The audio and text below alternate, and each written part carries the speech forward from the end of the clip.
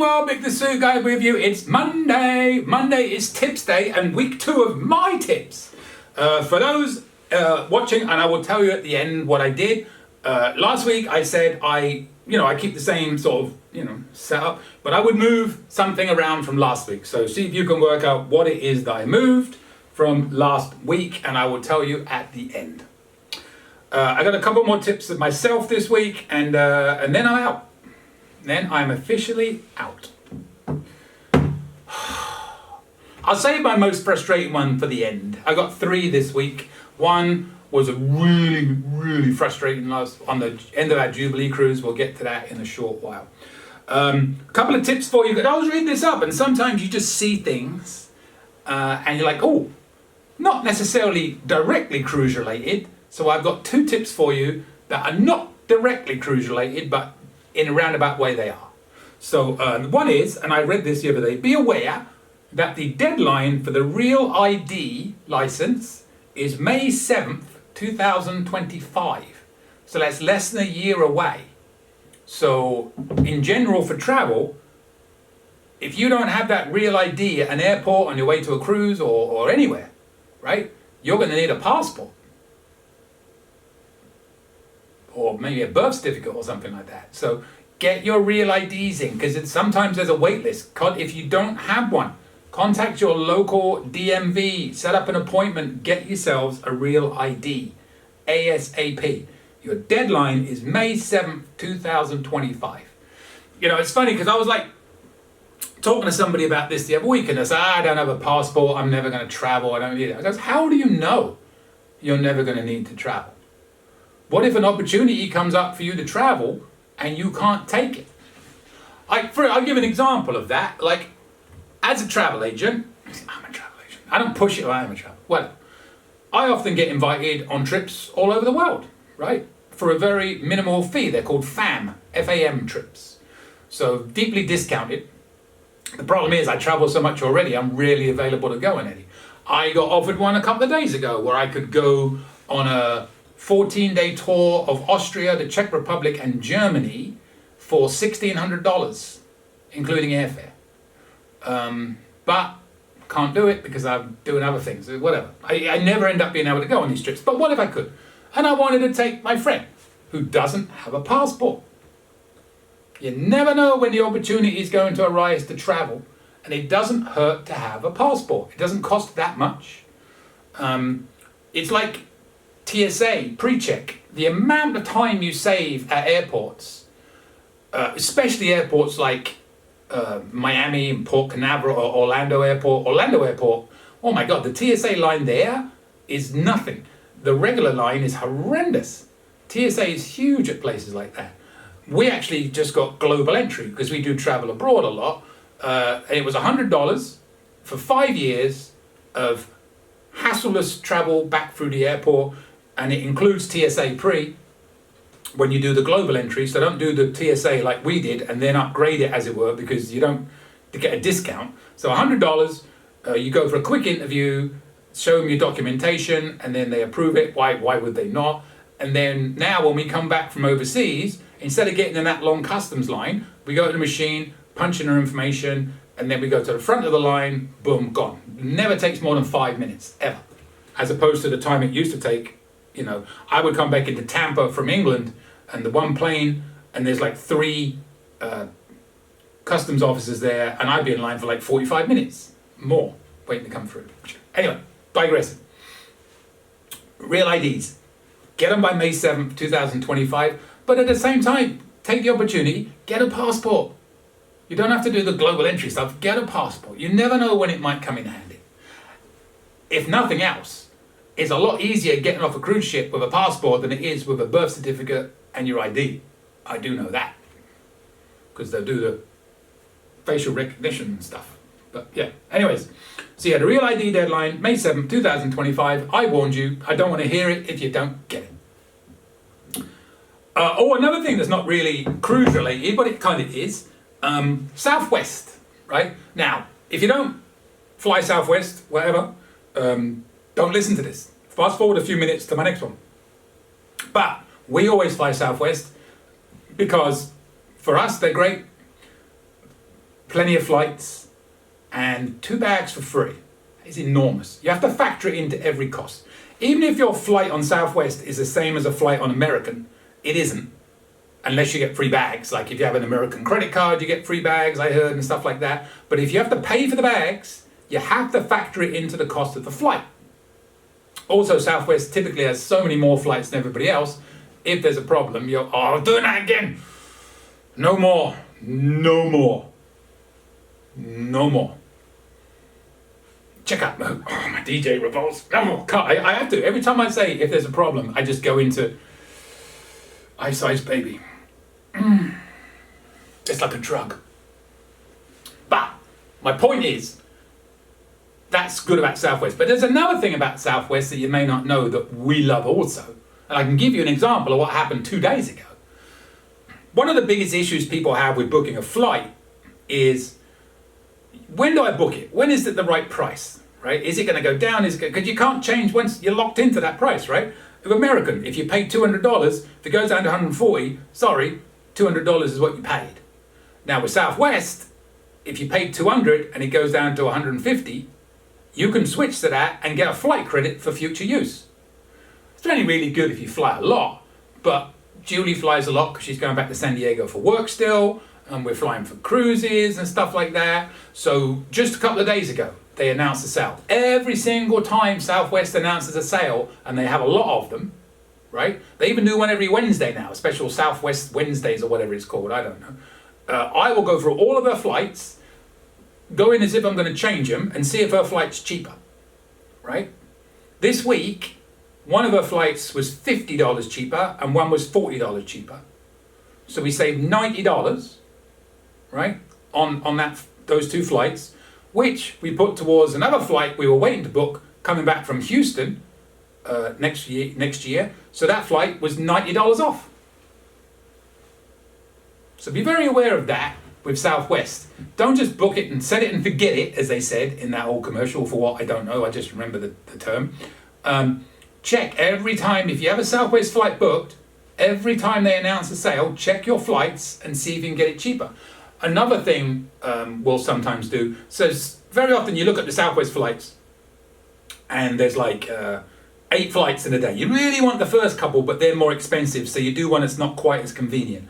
Like coming back from San Diego to Tampa with a 3-hour difference, try to avoid getting back at 11 o'clock at night, midnight, but sometimes that's the cheapest option. If you just save that $50, right, and you've got $50 in credit, you can't cash it, it's credit, and you're not really planning another flight, maybe go on that same day coming back or whatever, and see if you could apply that to the increased fare on a better flight coming back with better timing. Now you could be back in Tampa from San Diego at 5 in the afternoon. Just suggestions. But don't think Southwest are just good for that. And a lot of people hate Southwest, it's fine, I don't care. Good for me, because it allows me to get my emergency exit seat with nobody in front of me. I got it with B50 lately. How do you think I did that? Absolutely nothing to do with Julie being A-list and having A23 and holding the seat for me whatsoever. All right, my last one this week. And this was annoying. And this is a good warning for you all.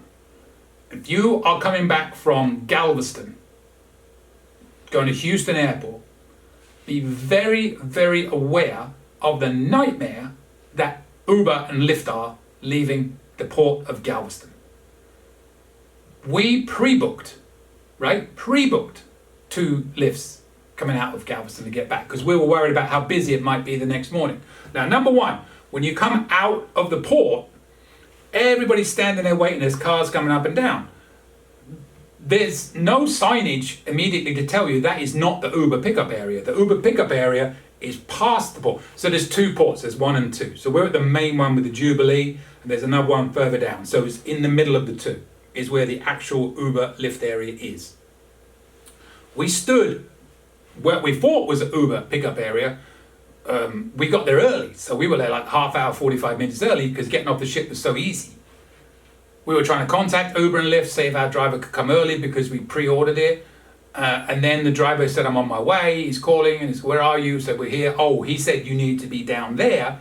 So when you walk down, there's a little tiny blue sign that says ride share that way. But until you walk down there, you don't see it. And we eventually get there, he's gone. He didn't wait 5 minutes because he got moved on or whatever, I don't know. He's gone. He was calling us, and then all of a sudden I'm trying to call him back and say, oh, we're here. And he wouldn't answer my calls or anything. Gone. Our friends, it was 8 of us, 9 of us. So we're trying to get 2 big lifts. Same problem for the other people. Their lift never showed up. We sat there, we called another one. We cancelled, we called another one. 45 minutes. The whole process was over 3 hours to get an Uber. That's how bad it was. Right? Not over, almost 3 hours. Maybe 2.5. It was over 2 hours. Minimum 2 hours, probably closer to 2.5. Before we actually got an Uber or Lyft to take us to Galveston, to Houston Hobby. Luckily, we had plenty of time because we had a big gap. So it was fine, but if we'd been on a tight schedule, woo, that would have been no fun. And we'd scheduled it. We weren't going there to order one and wait. We'd scheduled it the night before to pick us up at a certain time. Even when our Uber came, they directed them in. We saw it come in, and instead of turning over to where we were in Uber, it made them go the other way, which ended up was actually regular traffic to pick people up. So where we were standing was a regular traffic area. Uber was further down. So we had to run, tell her, oh no, we're here, with all our bags, and she had to pull in, and we had to go all the way back to where we were to get in and leave. And it wasn't her fault, that was where she was being sent. I was told it's not so bad if there's only 1 ship in, but there were 2 ships in this morning, and the local people directing the traffic, the police, whatever, apparently they just don't know how to do it there. And it was an absolute disaster. It shouldn't take that long to get in an Uber. I've never had that happen before. So I just want to make you very aware, it's possible that was a one-off, but our driver was very clear in saying that was not a one-off. It's a very common occurrence. So just be aware of that is my advice. I've never had a problem with Uber from any other port. But Galveston, I will never Uber again. It was $42 for the Carnival shuttle. And if I ever was in Galveston again, let me tell you this, I'm getting the Galveston shuttle. The Uber was, it's really only worth getting the Uber if there's a lot of you, like there was 5 and 4, right? So the Uber ended up being $100, which was more expensive than 2 of you getting the Carnival shuttle. But there's 4 of you and 5 of you, obviously it's much cheaper. So I'm really only directing this at you if you're in a big group. But if you're just a couple of you, don't even think about Uber. Get the Carnival shuttle. It will get you there much more timely. And the bloke that ran off probably left me a negative review on Lyft for not showing up.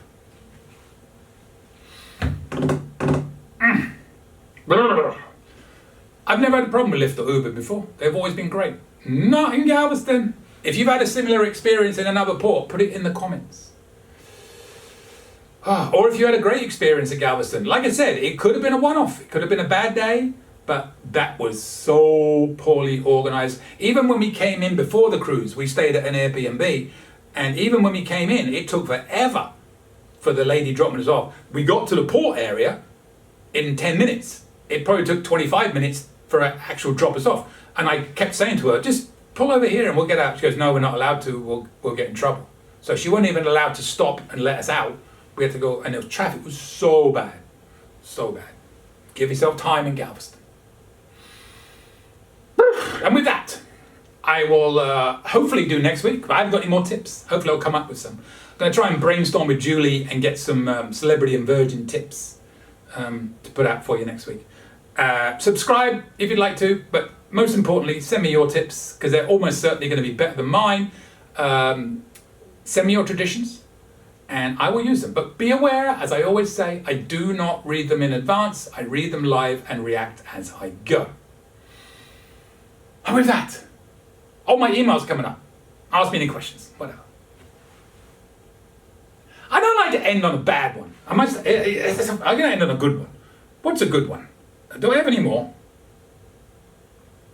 I don't have any more. I'll leave it with a good one. Bartenders, aren't they wonderful? Love them to death, especially on a cruise ship. See, now I'll leave you with a smile. Tip your bartenders. They work hard for you. Tip them all. Tip everybody. Here's another one. This is good. So, I'll leave. This is a much better way to end. I'm a more positive, smiley attitude. So we're on the Jubilee, and this is a thing that I've started to do lately. We all talk about tipping the bartenders, tipping the room steward, tipping the dining room staff, and blah blah blah. Nobody ever talks about tip. What about the poor people that go around cleaning the floors and cleaning the toilets all the time, right? Nobody ever gives them any recognition. Well, nobody's a harsh. I'm sure a lot of people do. So I've started on this new thing now. On the last day of a cruise, somebody's in the toilet cleaning the toilet. I'll have a $20 bill and I'm going to give it to them. And the smiles on their faces, way more enjoyable and rewarding than giving a tip to a bartender that is expecting it to a certain extent, or a room steward. They never get recognition. So we were on, I wish I'd taken the picture. I had a bottle of champagne, and I had some Gatorades that we hadn't finished. Because I may or may not have got a little bit sick on the Jubilee cruise, and may or may not have had food poisoning, and I may or may not have been bedridden for 2 days. Never going to tell the whole story on air, but may have happened. So I had all this leftover stuff. We took it, and I gave it to one person, and he had his cleaning bucket, right? And his face when I gave him the bottle of champagne, and now we're talking about a Carnival giveaway bottle of champagne, like it's $2, right? But his face lit up so much, I wanted to get a picture. He cleared the towel, the cleaning rags out of one side of his bucket, and put the Gatorades and the thing in there and gave me a hug. So rewarding. So, next time you're on a cruise, there's a much happier way to end this video. Take a 20, take a 10, take a 5, take a 1. I don't care what it is. Take a bottle of champagne. Take a glass, take a bottle of Gatorade, or whatever it is. Remember the people walking around cleaning, they get no recognition. There's one guy on the Lido deck, because this is on the Splendor. The deck was so slippery, he literally spent all his shift cleaning the floor between the elevators and getting onto the Lido. And when he finished, he started again. That's all he did. People never get the proper recognition they deserve of how hard they work. If somebody served you omelets all week, if you've been in the Mongolian wok every day and they've done all the stuff they do in that steam and sweating and stuff like that, at the end of your cruise, when they give you your last omelet or your last Mongolian wok, give them a little tip. Watch what happens. I feel much happier now. And with that, I will see you later, Cruising World.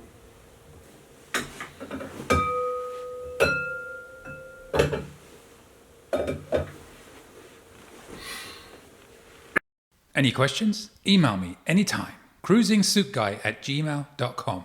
I promise I'll reply as soon as possible. Want to book a cruise or any type of travel? We are travel agents. Check out our site, elitetravelconnection.com, or email me, Mick, at elitetravelconnection.com. We are here for you. Finally, subscribe, please. Pretty please. You know you want to. Go on. I won't beg you. Okay, I'm begging. Please. Subscribe. Thank you.